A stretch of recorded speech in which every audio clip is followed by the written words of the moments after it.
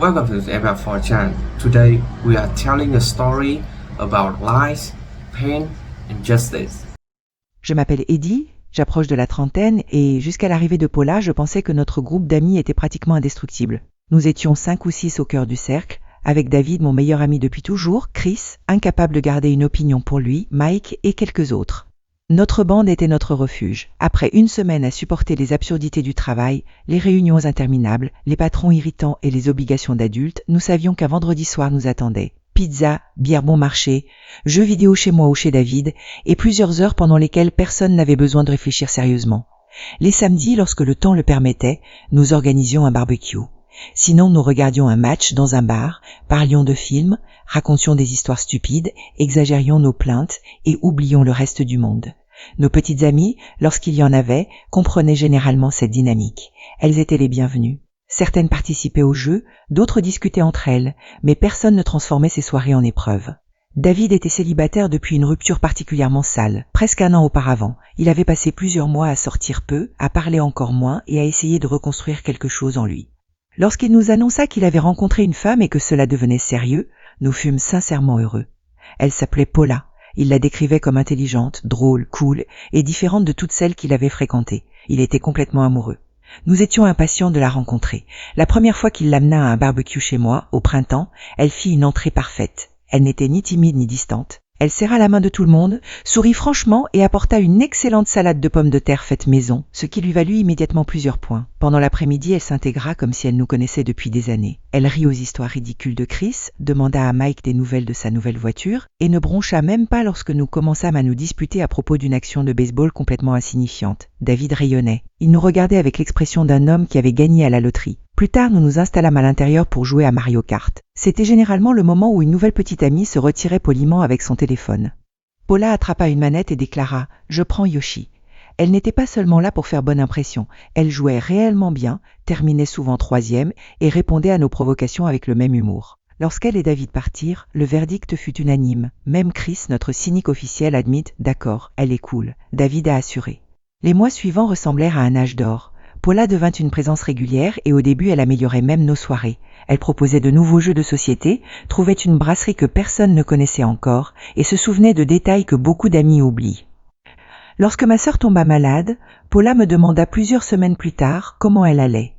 Elle offrit à Chris un cadeau ridicule lié à une vieille plaisanterie interne. Elle ne semblait pas vouloir être simplement la copine de David.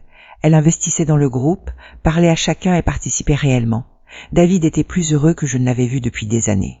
Un soir, il me confia qu'il pensait avoir trouvé la bonne personne. Nous le croyions. Nous étions tous de son côté. Aujourd'hui encore, je ne peux pas identifier l'instant exact où tout commença à changer. Il n'y eut pas de révélation brutale, seulement une brume qui entra lentement dans la pièce. Le premier moment étrange se produisit lors d'une soirée-jeu chez Chris. Nous jouions à un jeu de fête où chacun devait écrire une réponse drôle à une question. L'une d'elles demandait « Quelle est la plus grande faiblesse d'un homme ?» Chris répondit « Essayez de lire une carte pendant qu'une femme parle. » C'était idiot, prévisible et totalement inoffensif dans notre esprit. Tout le monde rit légèrement, sauf Paula. Son sourire devint fin et tendu. Lorsqu'elle lut sa réponse, elle dit « J'ai écrit le patriarcat. » Mais j'imagine que la misogynie ordinaire fonctionne aussi. La pièce se figea. Personne ne savait quoi répondre. Chris haussa les épaules et passa rapidement à la carte suivante. Mais quelque chose venait de se produire. Une ligne invisible avait été dessinée et pour la première fois nous nous retrouvions du mauvais côté. Nous préférâmes croire qu'elle avait passé une mauvaise journée ou que la plaisanterie lui avait simplement déplu. Quelques semaines plus tard, nous regardions un vieux film d'action des années 80, rempli d'explosions, de répliques absurdes et de scènes que nous connaissions presque par cœur. À mi-chemin, une femme apparut dans un débardeur déchiré, filmé d'une manière typique de l'époque. Paula soupira très fort et demanda de mettre sur pause. David obéit immédiatement.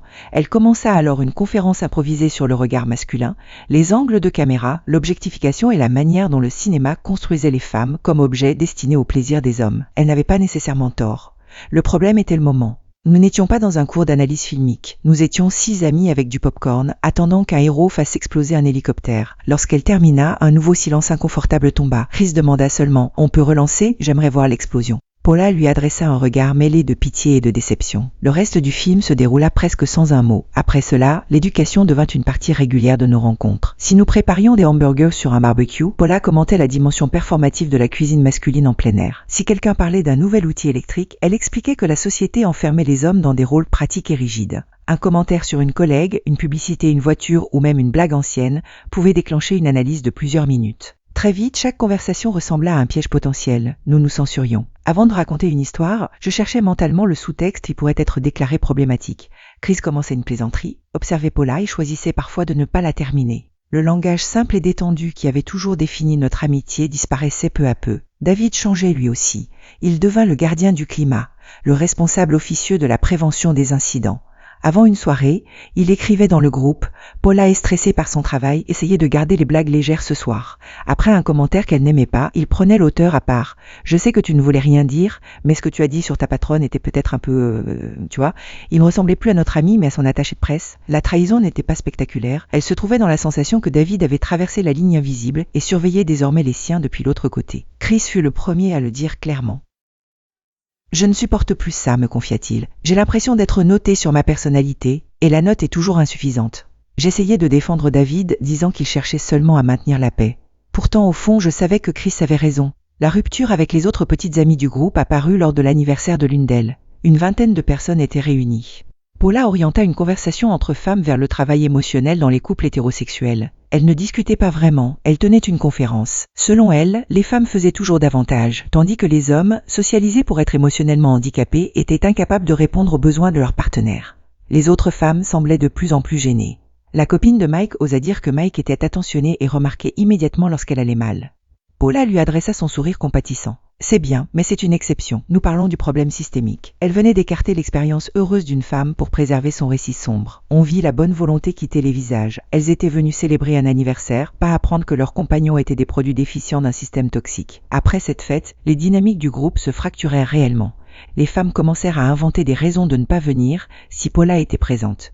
Comme leur partenaire ne venait plus, les hommes annulaient eux aussi. Les grandes soirées vivantes se réduisirent. Souvent, il ne restait que David, Paula, Chris et moi. Ces rencontres étaient les pires, car dans un petit groupe, toute l'attention de Paula nous atteignait directement. Il n'existait aucun refuge dans une autre conversation. Nous essayions de choisir des sujets neutres. Le sport menait à l'écart salarial entre athlètes masculins et féminins. Les jeux vidéo menaient à la représentation problématique des personnages féminins. Une fois, nous parlâmes du temps pendant 20 minutes, et ce fut la discussion la plus relaxante de plusieurs mois. Chris cessa progressivement de laisser passer les remarques. Il n'était pas volontairement grossier, mais il contestait. Paula mentionnait la masculinité toxique. Il répondait que certains hommes aimaient simplement réparer des voitures et qu'il n'était pas nécessaire d'y chercher une pathologie. Elle l'accusait d'être défensif. Il répondait qu'il refusait seulement de psychanalyser chaque action humaine. David restait entre eux, misérable, répétant « On peut être d'accord pour ne pas être d'accord ?» Quelqu'un veut un autre verre ? Mais le malaise persistait toute la soirée. L'un des épisodes les plus absurdes survint lorsque David et Paula emménagèrent ensemble. Nous étions venus les aider à monter des meubles et ouvrir des cartons. En voyant David assembler rapidement une armoire Ikea, je lançais qu'il était étonnamment doué. Je voulais simplement complimenter mon ami. Paula intervint. C'est intéressant comme on félicite les hommes pour une compétence domestique élémentaire. Je restais sans voix. Chris, occupé à combattre une vis récalcitrante, murmura « Incroyable ». Plus tard, alors que David et moi étions seuls dans la cuisine, je lui demandai si tout allait bien. Paula semblait particulièrement tendue. Il devint immédiatement défensif. Il expliqua la pression qu'elle subissait, la difficulté d'être constamment consciente des injustices alors que les autres ne semblaient pas les voir. Nous devions être plus ouverts et apprendre de sa perspective. Elle essaie seulement de faire de nous de meilleures personnes, conclut-il. Dans ma tête, je criais que nous n'étions pas ses étudiants. Nous étions ses amis. Nous ne demandions pas à être améliorés. Nous voulions passer une soirée sans examen. Le plus douloureux fut de comprendre que David ne voyait pas notre malaise comme une conséquence de son comportement à elle, mais comme un défaut chez nous. Notre besoin de détente devenait de l'ignorance. Le fossé semblait soudain immense. Avant que le groupe ne se vide complètement, plusieurs signes plus discrets avaient montré que la fatigue touchait tout le monde. Mike proposait autrefois presque toujours de conduire sa petite amie et de rester jusqu'à la fin. Il commença à partir tôt, prétextant un réveil matinal. Une autre amie qui adorait les jeux de société disait soudain avoir trop de travail chaque fois que Paula venait. Nous nous retrouvions ensuite sans elle dans un bar quelques jours plus tard, preuve que le problème n'était pas son emploi du temps. Personne ne voulait être le premier à nommer la cause, car le faire semblait cruel envers David. Nous espérions tous qu'il remarquerait seul. Il ne voyait que des annulations séparées et inventait pour chacune une raison raisonnable. Paula de son côté interprétait la baisse de fréquentation comme la résistance prévisible de personnes confrontées à leurs privilèges. Cette explication rendait toute remise en question impossible. Si quelqu'un s'éloignait, ce n'était jamais parce que son comportement devenait pénible, c'était parce que la vérité le dérangeait. David répétait parfois cette idée avec moins de conviction, comme s'il avait besoin d'y croire. Lorsqu'une petite amie refusait une invitation, Paula disait que certaines femmes protégeaient les hommes de leur entourage afin de préserver le confort du système. Lorsqu'un homme annulait, elle parlait de fragilité. Chaque absence confirmait sa théorie. Nous avions donc le choix entre venir et être analysé, ou ne pas venir et devenir une preuve supplémentaire. Ce cercle fermé expliquait pourquoi le groupe s'était retiré en silence. Une conversation semblait inutile lorsque la personne en face possédait déjà une interprétation qui transformait toute objection en symptôme. Le plus triste était que Paula paraissait sincèrement surprise par notre distance. Elle pensait apporter de la conscience dans un groupe qui en manquait. Elle ne comprenait pas que l'amitié ne se mesure pas au nombre de leçons acceptées. Elle se mesure aussi à la possibilité de rire, de se tromper, d'être banale et de ne pas devoir justifier chaque plaisir. Plus elle voulait améliorer notre cercle, plus elle détruisait les conditions qui lui avaient permis d'y entrer. Nous cessâmes progressivement d'aller chez eux et d'organiser des plans où Paula serait automatiquement incluse. Le groupe de discussion, autrefois saturé de mèmes, de plaisanteries et d'invitations quotidiennes, pouvait rester silencieux plusieurs jours. L'amitié n'était pas officiellement terminée, mais son cœur avait été vidé. Voir David ressemblait désormais à une obligation. Avant chaque rencontre, il fallait se préparer à la leçon, au regard déçu et au moment où une phrase banale serait interprétée comme un symptôme. Chris et moi commencions à sortir seuls ou avec les autres membres qui évitaient également l'expérience Paula. Nous buvions une bière et parlions de l'époque où David savait encore se détendre. Nous avions l'impression de pleurer une personne vivante. Il nous manquait, mais surtout l'ancien David, celui qui pouvait rire sans vérifier la réaction de sa compagne, faire une plaisanterie sans analyser sa structure et passer une soirée sans jouer le médiateur entre son couple et ses amis. Nous savions que la situation ne pourrait pas durer. Elle ressemblait à une guerre froide, chacun prétendant que tout allait bien, tandis que la tension montait. L'explosion arriva un mardi ordinaire. David écrivit pour proposer un nouveau jeu de société coopératif. Nous serions 4, lui, Paula, Chris et moi. Chris et moi hésitâmes dans une conversation séparée. Aucun de nous ne voulait y aller, mais refuser aurait confirmé à David que nous l'abandonnions. Par loyauté, nous acceptâmes. Dès l'entrée dans leur appartement, l'atmosphère était tendue, pas ouvertement hostile, mais fragile, comme si tout le monde marchait sur des œufs. Paula expliqua les règles. Le jeu se déroulait dans un univers fantastique où nous devions collaborer pour empêcher des monstres de détruire un royaume. Pendant 20 minutes, tout se passa correctement. Nous discutions des déplacements, et pendant quelques instants, cela ressemblait presque aux anciennes soirées. Puis la difficulté augmenta. Des monstres menaçaient notre château principal. J'avançai une stratégie, David en proposa une autre. Chris observa le plateau et suggéra d'utiliser la capacité spéciale de son personnage pendant que le mien défendrait le mur nord. C'était risqué, mais logique. Paula imite un rire bref et sans joie. Évidemment, les hommes doivent encore inventer le grand plan dangereux. Chris posa sa pièce. Qu'est-ce que ça veut dire? J'essaie seulement de nous empêcher de perdre. Paula prit son ton de conférencière. Dans les dynamiques de groupe, expliqua-t-elle, les hommes dominaient souvent les décisions stratégiques et risquées comme forme d'affirmation subconsciente du pouvoir. Nous la regardions, incrédules. Elle était en train de psychanalyser le déplacement de petites figurines en plastique sur du carton. Pour la première fois, Chris ne parut pas seulement agacé, il était réellement en colère. « C'est un jeu, Paula, dit-il d'une voix basse. On déplace des morceaux de plastique. Ça n'a rien à voir avec le pouvoir. » Elle répondit qu'il devenait défensif, réaction masculine typique face à l'identification d'un comportement. Sa voix monta. Il n'était pas défensif, il était logique. Elle transformait une soirée agréable en expérience sociale. Nous ne pouvions rien faire sans recevoir une leçon sur la manière dont nous étions secrètement de mauvaises personnes. Paula répondit avec calme qu'elle ne nous avait jamais appelés mauvais. Elle soulignait seulement les schémas toxiques que nous avions appris. Chris se leva brusquement. « Tu veux voir quelque chose de toxique ? Toxique, c'est faire sentir à tes amis qu'ils doivent s'excuser d'exister chaque fois qu'ils passent une soirée avec toi. C'est aspirer toute la joie d'une pièce, parce que tu ne peux pas rester 5 minutes sans éduquer quelqu'un. On essaie juste de s'amuser. » David restait assis, les yeux baissés sur le plateau, comme si les cartes pouvaient lui donner la bonne réponse. Il ne prononça rien. Paula se leva à son tour et regarda Chris avec un mépris total. Voilà exactement ce que je décris. La rage masculine, l'incapacité à supporter une critique sans devenir agressif. Tu prouves mon point. Ce fut la fin. Chris attrapa sa veste, il annonça qu'il partait et remercia sarcastiquement David pour l'invitation. Puis il me regarda.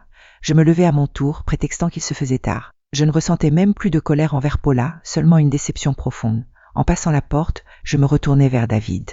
Il leva enfin les yeux. Son visage exprimait une misère absolue. Il était enfermé dans un piège qu'il avait contribué à construire. Chris et moi descendîmes jusqu'à la rue sans parler, montâmes chacun dans notre voiture et repartîmes dans le silence. Le lendemain matin, une douzaine de notifications m'attendaient. Chris avait créé une nouvelle conversation appelée la vieille garde. Tous les membres du noyau y figuraient sauf David. Son premier message disait « Il faut parler, ça ne peut plus continuer ». La discussion explosa. Chacun ressentait la même chose. Les histoires sortirent, le film, l'anniversaire, le barbecue, des remarques que certains n'avaient jamais racontées. C'était comme si une digue cédait. Nous étions d'accord sur 2 points. David nous manquait et nous ne pouvions plus passer de temps avec Paula. Ce n'était plus négociable. La question était de savoir si nous pouvions retrouver l'un sans accepter l'autre. Nous commençâmes à organiser des soirées dans ce nouveau groupe, poker, practice de golf, bière improvisée après le travail. La vie redevint légère. Les blagues revenaient. Personne ne demandait d'en analyser les implications sociales. Pourtant, l'absence de David occupait toujours une place visible. Notre cercle fonctionnait de nouveau, mais il manquait l'un de ses piliers. Environ une semaine après la catastrophe du jeu, David m'écrivit « Je n'ai plus de nouvelles de vous, tout va bien ?» Mon estomac se serra. Le moment que nous redoutions arrivait. Je ne pouvais pas inventer une excuse. Il méritait la vérité, et notre amitié, même abîmée aussi. Je lui proposai un café. Seulement lui et moi. Nous nous retrouvâmes quelques jours plus tard dans un établissement calme. David avait l'air épuisé, avec des cernes sombres et les épaules basses. Après une minute de silence, il demanda s'il avait fait quelque chose et pourquoi tout le monde l'évitait. J'avais répété ma réponse 100 fois. Je lui dis que personne ne l'évitait lui. Nous évitions la situation, puis je parlais sans colère. Il était comme un frère pour nous, mais chaque rencontre était devenue une source d'anxiété. C'est Paula, dis-je, on n'en peut plus. Être avec elle donnait l'impression d'un jugement permanent. Chaque plaisanterie, opinion ou hobby passait sous un microscope et ressortait problématique. Nous venions retrouver notre amie pour nous détendre et recevions 3 heures de théorie sociale. Je lui révélai l'existence du groupe parallèle. Cette information lui fit mal, mais elle montrait l'ampleur du problème. Nous avions eu besoin d'un espace où nous pouvions simplement être nous-mêmes sans police de la conversation. David remuait son café sans me regarder. Il répondit que Paula n'était pas mauvaise, seulement passionnée, qu'elle se souciait réellement du monde. Je reconnus sa passion, puis ajoutai qu'elle détruisait notre amitié. Elle ne donne pas l'impression de vouloir être notre amie, expliquai-je.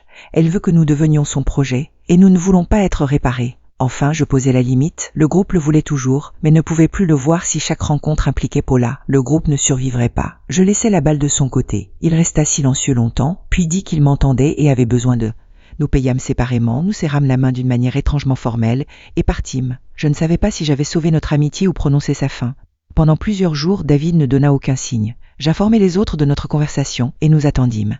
Un vendredi soir, mon téléphone sonna. Son nom apparut. Je répondis avec l'estomac noué. Sa voix semblait différente, moins lourde. Il me remercia d'avoir été honnête. Après notre café, il avait essayé de parler calmement à Paula. Il avait répété nos préoccupations sans l'attaquer, expliqué que ses amis de toujours se sentaient jugés et suggéré qu'elle réduise un peu les analyses lorsqu'elle se trouvait avec nous. La réaction fut explosive. Elle l'accusa de choisir ses amis toxiques et ignorants contre elle. Si David ne voyait pas à quel point notre comportement était problématique, alors il faisait partie du problème. À cet instant, quelque chose s'était enfin assemblé dans son esprit. Elle ne m'écoutait pas, Eddie, dit-il. Elle me diagnostiquait, elle ne voyait pas son petit ami, elle voyait encore un homme à éduquer. Il avait compris que nous avions raison, lui aussi était un projet. Paula exigea un choix, elle ou nous. Il marqua une pause au téléphone, alors j'ai choisi, j'ai préparé un sac, c'est terminé, je restais sans voix. Un soulagement immense me traversa, mêlé de tristesse. Je lui dis que j'étais désolée que tout se termine ainsi. Il répondit de ne pas l'être. Notre conversation lui avait permis de voir ce qui se trouvait depuis longtemps devant lui. Il était stressé depuis des mois sans même s'en rendre compte. Maintenant il se sentait libre. Nous parlâmes encore et ce fut la conversation la plus normale que nous avions eue depuis presque 1 an. Le lendemain, Chris et plusieurs gars étaient chez moi pour jouer. On frappa à la porte. David se tenait dehors avec un pack de 12 bières et un sourire gêné. Pendant une seconde, personne ne bougea. Chris posa sa manette. « Tu en as mis du temps, on est bloqué sur ce niveau. Entre. » Il n'y avait aucune colère dans sa voix. Tout le monde éclata de rire. David entra et reprit une manette. Nous ne parlâmes pas de Paula. Aucun débriefing solennel ne semblait nécessaire. Nous retombâmes simplement dans notre rythme. Les plaisanteries, les insultes affectueuses, les commentaires absurdes et le confort facile de gens qui se connaissent depuis longtemps. Sa place n'avait pas été supprimée. Elle était restée vide. Chris et moi parlâmes souvent de David avant de décider quoi faire. Chris voulait une confrontation immédiate. Il disait que notre silence le condamnait à croire que tout allait bien. Moi, je craignais qu'une attaque frontale le pousse davantage vers Paula. Après une rupture douloureuse, il s'était accroché à cette relation comme à la preuve qu'il pouvait encore être choisi. Lui dire que nous ne supportions plus sa compagne risquait de ressembler à de la jalousie ou à un refus de le voir heureux. Nous alternions donc entre la colère et la prudence. Certains soirs, Chris imitait le ton professoral de Paula et nous faisait rire. Puis la blague s'arrêtait lorsqu'on se souvenait que David rentrait avec elle. Nous nous demandions comment se déroulait leur conversation privée. Était-il corrigé comme nous? Devait-il reformuler ses phrases, s'excuser d'un film ou défendre ses loisirs? À l'époque, nous n'avions aucune preuve, seulement son visage de plus en plus fatigué. Après leur rupture, Il nous raconta certains détails. Paula relisait parfois ses messages avant qu'il les envoie au groupe, suggérait des mots moins problématiques et lui reprochait de rire à des plaisanteries qu'elle jugeait offensantes.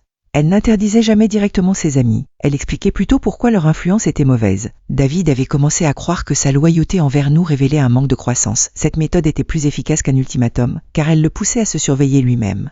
Lorsqu'elle exigea finalement qu'il choisisse, le choix avait été préparé pendant des mois. Le café avec moi lui donna simplement un autre miroir. Pour la première fois, quelqu'un décrivait son isolement sans le présenter comme une preuve qu'il devenait meilleur. Il vit que la relation qu'il protégeait lui demandait de considérer toutes ses anciennes attaches comme inférieures. Ce n'était pas une évolution, c'était une réduction de son monde. Quelques semaines plus tard, nous étions tous dans mon jardin pour un barbecue. Le soleil brillait, le grill fumait et tout le noyau était présent. Les compagnes qui avaient cessé de venir étaient revenues. Mike racontait une histoire trop longue, Chris l'interrompait avec des détails inutiles et David riait sans vérifier le visage de personne.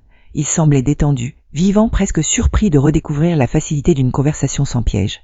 Je regardais mes amis en buvant une gorgée. Notre cercle était entier. Nous avions traversé quelque chose qui avait failli nous faire perdre l'un des nôtres. La tentation aurait été de raconter cette fin comme une victoire collective contre Paula, mais ce n'était pas ce que je ressentais. David avait perdu une relation dans laquelle il avait cru trouver son avenir. Même si la séparation lui apportait du soulagement, elle restait une perte. Paula n'avait pas été fausse dès le premier jour.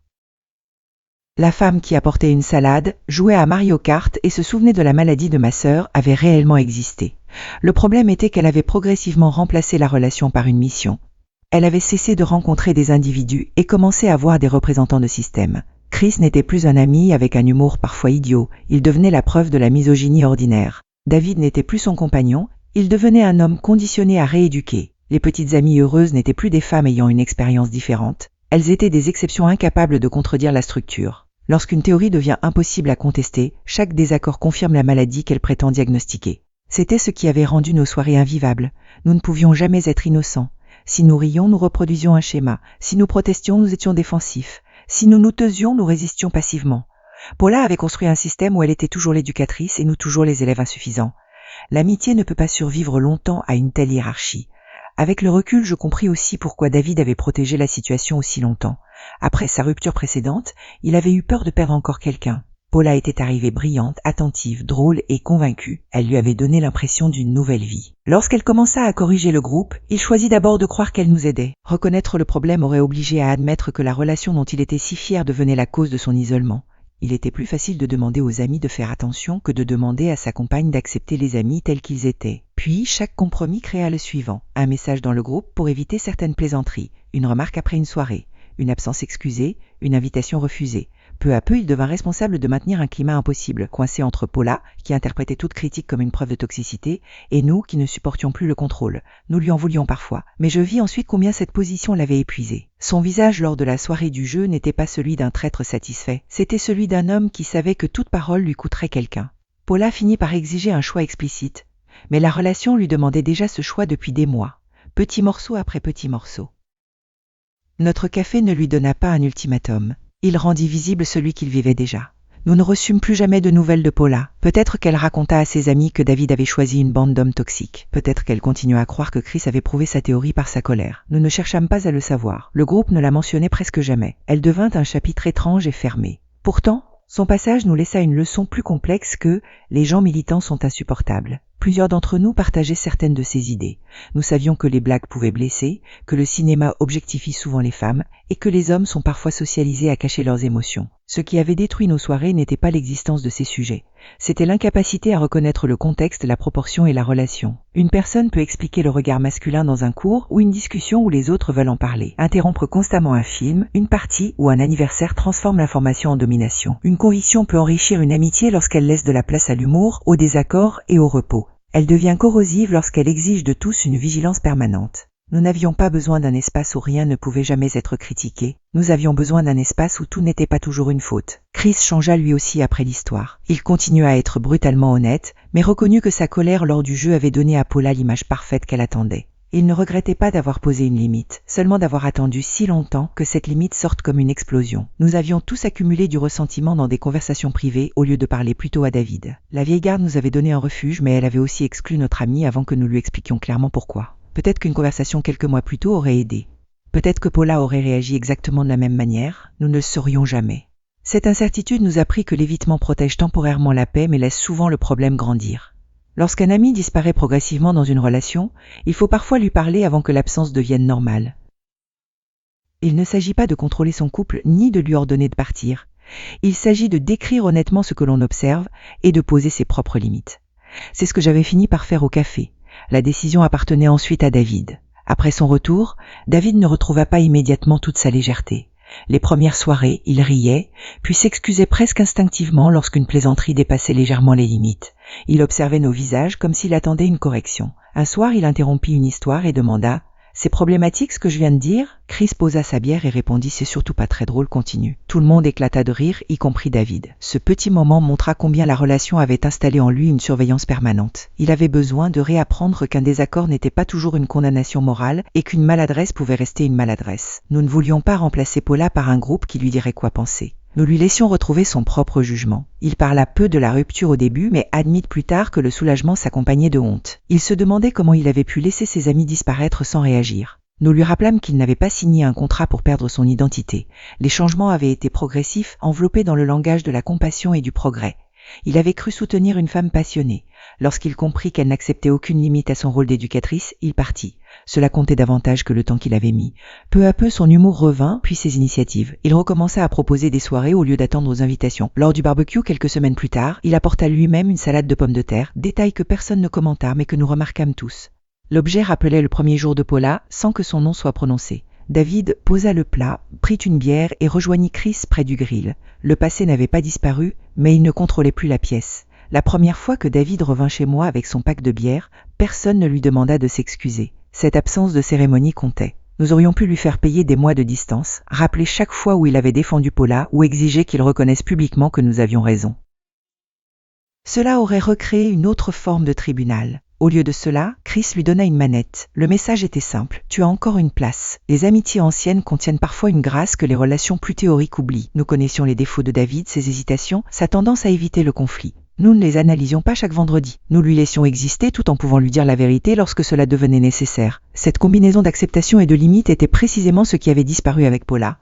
Elle croyait peut-être que ne pas corriger revenait à approuver. Nous savions qu'aimer quelqu'un ne signifie ni le laisser tout faire, ni transformer chaque rencontre en correction. Une amitié saine contient des moments de confrontation, mais elle ne réduit pas la personne à ce qui doit être réparé. Je repense parfois au premier barbecue. Paula riait, tenait une manette et semblait véritablement heureuse d'entrer dans notre cercle. Rien n'annonçait qu'elle finirait par rendre chaque pièce tendue. Peut-être quelque chose avait changé dans sa vie, son travail ou ses lectures.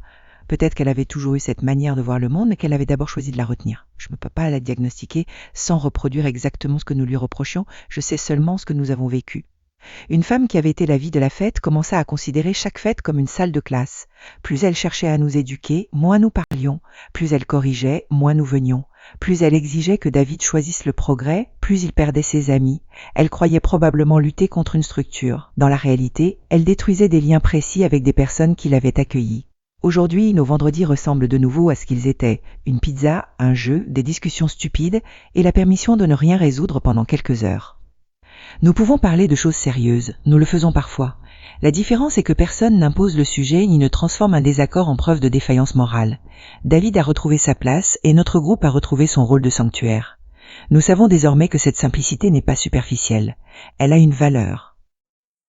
Le rire, la familiarité et les conversations inutiles permettent aux gens de respirer. Un monde difficile n'est pas amélioré lorsque chaque espace de repos devient une nouvelle salle de jugement. Paula est entrée dans notre groupe comme quelqu'un qui rendait tout plus vivant. Elle en est sortie comme une leçon sur la vitesse à laquelle on peut perdre des êtres humains lorsqu'on ne voit plus en eux que des problèmes à corriger. Elle voulait réparer un monde qu'elle croyait brisé. Elle n'a pas remarqué que, dans notre petit cercle, ce monde fonctionnait déjà assez bien. Et lorsqu'elle a finalement demandé à David de choisir entre être éduqué avec elle ou accepter avec nous, il a compris que l'amour ne devrait pas exiger qu'un homme abandonne tous les endroits où il peut encore être lui-même. Ce qui resta le plus longtemps avec moi fut la facilité avec laquelle le plaisir avait été requalifié en ignorance. Nous avions cru que les soirées sans enjeu étaient insignifiantes. Après les avoir perdues, nous comprîmes qu'elles étaient l'entretien invisible de notre amitié. Personne ne vient chaque vendredi pour résoudre le monde. On vient parce qu'un ami connaît déjà la moitié de l'histoire, parce qu'une plaisanterie vieille de 10 ans peut encore faire rire, et parce qu'il existe un endroit où l'on n'a pas besoin de produire une version parfaite de soi. Paula avait interprété cette absence de vigilance comme une faiblesse morale. En réalité, elle constituait une forme de confiance. Nous pouvions nous taquiner parce que nous savions que l'affection survivrait. Nous pouvions être en désaccord sans transformer l'autre en ennemi. Lorsque chaque mot fut placé sous surveillance, cette confiance s'évapora. Le groupe ne devint pas plus éclairé, il devint silencieux. C'est peut-être la leçon la plus importante de toute l'histoire. Une communauté ne se mesure pas seulement à la qualité de ses opinions, mais à la capacité de ses membres à rester humains les uns avec les autres. Une vérité répétée sans tact peut devenir une arme. Une cause juste utilisée sans proportion peut détruire exactement les liens nécessaires pour la défendre. Nous n'avons jamais demandé à Paula de renoncer à ses convictions. Nous voulions seulement qu'elle accepte que l'amitié n'est pas une conférence permanente et que les personnes qu'elle aimait n'étaient pas des devoirs à corriger.